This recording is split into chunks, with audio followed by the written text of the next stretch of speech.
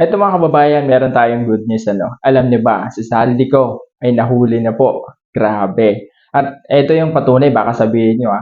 So mismong presidente na po mga kababayan yung nag-post na nahuli na po itong Saldico at talagang mananagot na sa kanyang kasalanan sa bansang Pilipinas. Alam naman natin kung gaano katagal nagtatago itong Saldico. So ito mga kababayan, posting po ng ating mahal na Presidente BBM. Ito po sa ating likuran.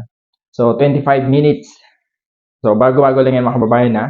Ang oras natin sa Pilipinas ngayon ay nasa alas 10 pa lang ng gabi. At nakita ko yung posting nitong Presidente. So, kailangan natin ipakalat ng malaman ng buong kababayan natin o kung sino man yung followers natin na talagang meron yung mga nagtatago na mga alam nila, yung mga wanted ay nabibigyan ng parusa o huli agad itong mga kababayan.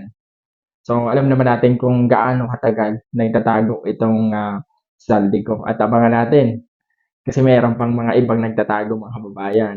Yan yung the best na balita natin. So, maraming salamat sa lahat ng mga solid na sumusuporta sa administrasyon. So, lagi ko nga sinasabi mga kababayan, isa suportahan natin ang administrasyon.